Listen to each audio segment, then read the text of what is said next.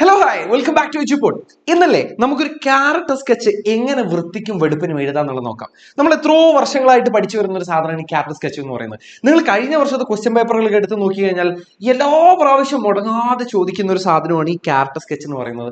നമുക്കറിയാം എഴുതാൻ എങ്ങനെയാണ് ക്യാരക്ടർ സ്കെച്ച് എഴുതേണ്ടത്.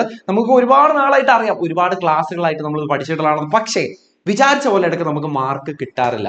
ഒന്നാമത്തെ റീസൺ എന്ന് പറയുന്നല്ലേ, sometimes if you focus on the story rather than the character.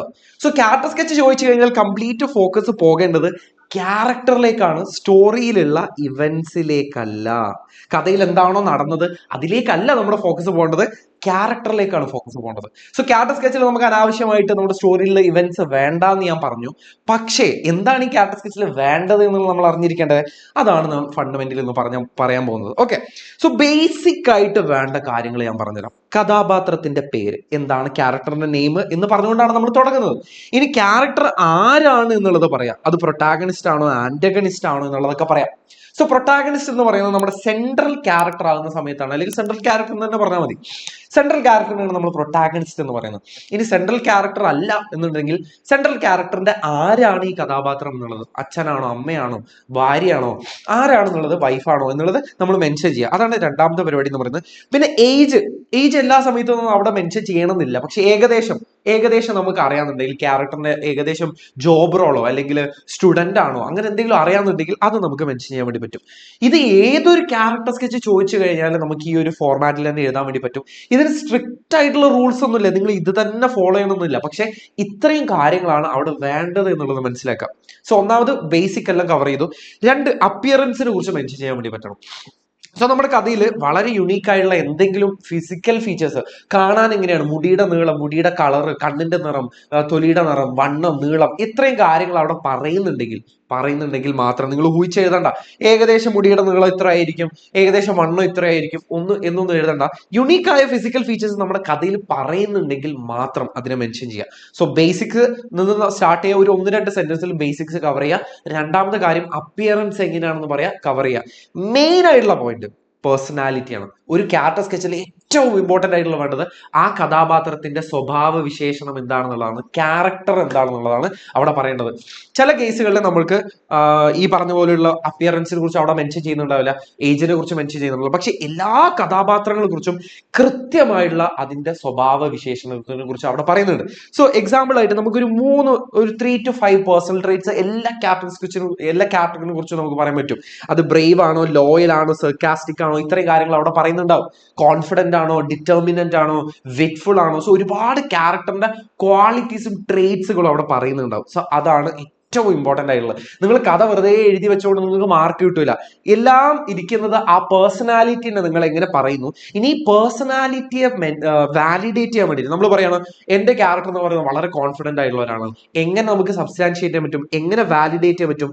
ഇങ്ങനെ വാലിഡേറ്റ് ചെയ്യാൻ മാത്രം നമുക്ക് സ്റ്റോറിയിലുള്ള ഇവന്റ്സ് പറയാം. സ്റ്റോറിയിലുള്ള ഇവന്റ്സ് വളരെ ചുരുക്കിയിട്ട് പറയാം. കോൺഫിഡന്റ് ആണെന്നുള്ളത് കാണിക്കാൻ കഥയിലുള്ള ഏതെങ്കിലും ഒരു ഭാഗം വളരെ ചുരുക്കിയിട്ട് പറയാം. അതാണ് നമ്മൾ സ്റ്റോറിയിലുള്ള ഇവന്റ്സ് അതിന് എത്ര മാത്രം റെലവൻസ് ഉള്ളൂ എന്നുള്ളത് മനസ്സിലാക്കുക. ഇനി ക്യാരക്ടറിന്റെ ഒരുപാട് ഹാബിറ്റ്സ് ഉണ്ടാവും, നല്ലതും ചീത്തതും ഒക്കെയുള്ള ഹാബിറ്റ്സ് ഉണ്ടാവും, ഇൻട്രസ്റ്റുകൾ ഉണ്ടാവും, താല്പര്യങ്ങൾ ഉണ്ടാവും. പിന്നെ സ്ട്രെങ്ത് ആൻഡ് വീക്ക്നെസ്. നമ്മൾ കഥാപാത്രത്തിന് ഒരു സ്ട്രെങ്ത് ഉണ്ടാവുമല്ലോ. കഥ തുടങ്ങുമ്പോൾ നമുക്ക് കോൺഫിഡന്റ് ആണ് എന്ന് തോന്നുന്ന കാര്യങ്ങൾ, ബ്രേവ് ആണെന്ന് തോന്നുന്ന കാര്യങ്ങൾ, അങ്ങനെയുള്ളതൊക്കെ ക്യാരക്ടറിന്റെ സ്ട്രെങ്ത് ആണ്. അതുപോലെ തന്നെ ക്യാരക്ടറിന് ഒരുപാട് വീക്ക്നെസ്സുകൾ ഉണ്ടാവും. ഇത് കഥയിൽ പറയുന്നുണ്ടെങ്കിൽ മാത്രം നമുക്ക് എഴുതിയാൻ വേണ്ടി മതി. ഓക്കെ, ഏറ്റവും അവസാനത്തിലേക്ക് വരുമ്പോൾ ഈ കഥാപാത്രത്തിന് മറ്റ് കഥാപാത്രങ്ങളുമായിട്ടുള്ള റിലേഷൻഷിപ്പ് എന്താണെന്നുള്ളത് ഒരു 1-2 സെന്റൻസുകളാക്കി എഴുതി കഴിഞ്ഞാൽ വൃത്തിക്കും വെടുപ്പിനും നമ്മൾ ഒരു ക്യാരക്ടർ സ്കെച്ച് എഴുതി കഴിഞ്ഞു. ഒരു മാർക്കും ആരും കൊണ്ടുപോകാൻ വേണ്ടി പോകുന്നില്ല. ഓക്കെ, ഇനി നിങ്ങൾക്ക് ഒരു എക്സാമ്പിൾ വേണമല്ലേ. എക്സാമ്പിൾ നോക്കിക്കോ. Attempt assessment of personality of Hawking in A short paragraph. ഇവിടെ ചോദിച്ചിരിക്കുന്നതില്ലേ നമ്മുടെ സ്റ്റീഫൻ ഹോക്കിങ്ങിന്റെ ക്യാരക്ടർ സ്കെച്ച് തന്നെയാണ്. ഓക്കെ, ക്യാരക്ടർ സ്കെച്ച് ആണ് ഇവിടെ ചോദിച്ചിരുന്നത്. മക്കളെ, പേഴ്സണാലിറ്റി അസസ്മെന്റ് എന്ന് പറയുന്നതല്ലേ ക്യാരക്ടർ സ്കെച്ച് തന്നെയാണ്. ഇത് നിങ്ങളെ ടെക്സ്റ്റിൽ നിന്ന് ഞാൻ എടുത്തുള്ള ഒരു ക്വസ്റ്റ്യൻ ആണ്.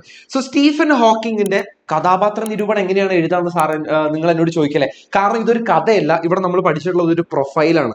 സോ ഇതിൽ നിന്ന് എങ്ങനെയാണ് ക്യാരക്ടർ സ്കെച്ച് ചോദിക്കാന്ന് പറഞ്ഞാൽ, ഇവിടെ സ്റ്റീഫൻ ഹോക്കിങ്ങിന്റെ റിയൽ ലൈഫ് ക്യാരക്ടർ ആണെങ്കിൽ കൂടെ അത് വെൽ എസ്റ്റാബ്ലിഷ്ഡ് ആണ്. അതിൽ ഒരുപാട് പേഴ്സണാലിറ്റി ട്രേറ്റ്സുകൾ പറയുന്നുണ്ട്, സ്വഭാവ വിശേഷങ്ങൾ പറയുന്നുണ്ട്, ബാക്കിയുള്ള ഒരുപാട് താല്പര്യങ്ങളും വീക്ക്നെസ്സും സ്ട്രെങ്ത്തും എല്ലാം പറയുന്നുണ്ട്. അതുകൊണ്ട് തന്നെ വളരെ പ്രോബബിൾ ആയിട്ടുള്ള ഒരു ക്വസ്റ്റ്യൻ ആണ് സ്റ്റീഫൻ ഹോക്കിങ്ങിന്റെ personality assessment or character sketch എന്ന് പറയുന്നത്. നോക്കിയിട്ട് എങ്ങനെയാണ് എഴുതേണ്ടത്. Hawking was a man of determination and perseverance when he was at Oxford in his late teens. ഇവിടെ ശ്രദ്ധിച്ചോ, ഒന്നാമത് ഞാൻ സ്റ്റീഫൻ ഹോക്കിങ്ങിന്റെ പേര് കൊടുത്തു. നിങ്ങൾ മുഴുവൻ പേര് കൊടുക്കുന്നതായിരിക്കും ഏറ്റവും ബെറ്റർ. ഇവിടെ ഞാൻ കൊടുത്തിട്ടില്ല. ഇവിടെ ഡിറ്റർമിനന്റ് ആണെന്ന് പറയുന്നത് ഒരു ക്വാളിറ്റിയാണ്, പെർസീവറൻസ് എന്ന് പറയുന്നത് ഒരു ക്വാളിറ്റിയാണ്, ലേറ്റ് ടീൻസ് എന്ന് പറയുന്നത് ഏകദേശം ഒരു ഏജ് ഞാൻ അവിടെ മെൻഷൻ ചെയ്തില്ലേ. ഇനി അവിടെ പറയുന്നുണ്ട് he was lively, buoyant and adaptable. സാഹചര്യങ്ങൾക്ക് അനുസരിച്ച് അഡാപ്റ്റബിൾ ആണ്, ഭയങ്കര ലൈവ്ലി ആണ്, ഉത്സാഹവാനായിട്ടുള്ള ഒരാളാണ്. ഇത്രയും കാര്യങ്ങൾ എന്ന് പറയുന്നത് ആ പേഴ്സണാലിറ്റി ആ ക്യാരക്ടറിന്റെ പേഴ്സണാലിറ്റിയാണ്, പേഴ്സണാലിറ്റി ട്രേറ്റ്സുകളാണ്. സോ ഇവിടെ നിങ്ങൾ ശ്രദ്ധിച്ചോ, ഞാൻ കൊടുത്തിരിക്കുന്ന ഓർഡറിലൊന്നുമല്ല, നിങ്ങൾക്ക് നിങ്ങളുടേതായിട്ടുള്ള ഓർഡറിൽ കൊടുക്കാം, പക്ഷേ അതിൽ ഇത്രയും കാര്യങ്ങൾ വരണം എന്നുള്ളത് മനസ്സിലാക്കാം. He wore his long hair. ശ്രദ്ധിച്ചോ, ഇതൊരു ഫിസിക്കൽ ഫീച്ചറാണ്. മുടി നീട്ടി വളർത്തിയെന്ന് പറയുന്നത് ഒരു ഫിസിക്കൽ ഫീച്ചറാണ്. He was famous for his wit, personality trait ആണ്. He liked classical music and interested in sport. താല്പര്യങ്ങൾ, ഇൻട്രസ്റ്റുകൾ, ഹാബിറ്റ് ഞാൻ ഇവിടെ പറഞ്ഞു. When he was in third year at Oxford, he applied to PhD at Cambridge. He was accepted on condition that he got a first at Oxford.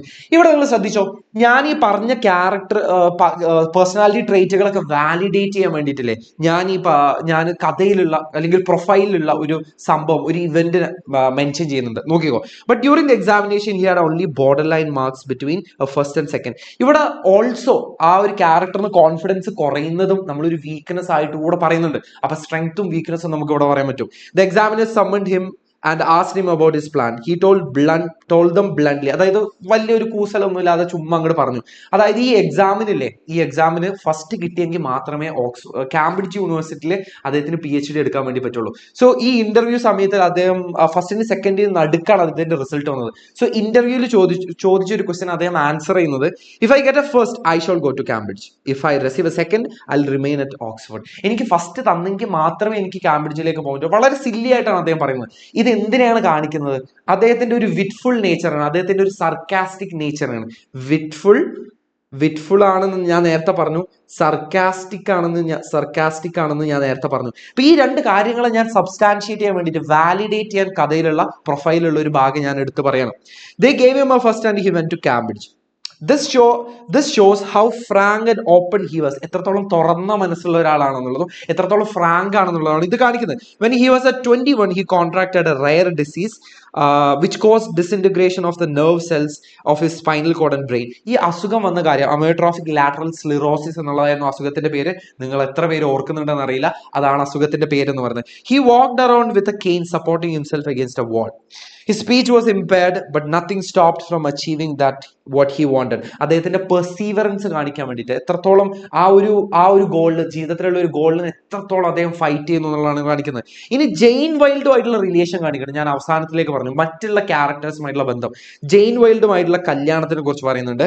He lost his voice of tracheotomy ഓപ്പറേഷനെ കുറിച്ച് പറയുന്നുണ്ട്. Equaliser use ചെയ്ത കാര്യം പറയുന്നുണ്ട്. പിന്നെ അദ്ദേഹത്തിന്റെ ബുക്കിനെ കുറിച്ച് പറയുന്നുണ്ട്. A brief history of time contains a lot of paradoxes that will surprise us. He is often called as another Einstein. Okay, so ഇത്രയും കാര്യങ്ങൾ ഈ ഒരു ക്യാരക്ടർ സ്കെച്ചിൽ എല്ലാ കാര്യങ്ങളും ഞാനിവിടെ പറഞ്ഞിട്ടുണ്ട്. പേഴ്സണാലിറ്റി ട്രേറ്റ്സുകൾ പറഞ്ഞിട്ടുണ്ട്, അപ്പിയറൻസ് പറഞ്ഞിട്ടുണ്ട്, അദ്ദേഹത്തിന് വീക്ക്നെസ്സും ഹാബിറ്റ്സും പറഞ്ഞിട്ടുണ്ട്, മറ്റുള്ള കഥാപാത്രങ്ങളുമായിട്ടുള്ള ബന്ധം പറഞ്ഞിട്ടുണ്ട്. അതുപോലെ തന്നെ തുടങ്ങിയത് ഞാൻ ബേസിക് ആയ കാര്യങ്ങൾ പറഞ്ഞുകൊണ്ടാണ്. ഇങ്ങനെയാണ് വൃത്തിക്കും വെടുപ്പിനും നമ്മളൊരു ക്യാരക്ടർ സ്കെച്ച് എഴുതുന്നുള്ളത്. സോ നിങ്ങൾക്ക് ഈ ഒരു വീഡിയോ ഉപകാരപ്പെടുന്നു എന്നുള്ളത് ഞാൻ പ്രതീക്ഷിക്കുകയാണ്. So all the very best മക്കളെ, നിങ്ങളുടെ പ്രിപ്പറേഷൻസ് ഒക്കെ അടിപൊളിയായിട്ട് പോട്ടെ. Thank U.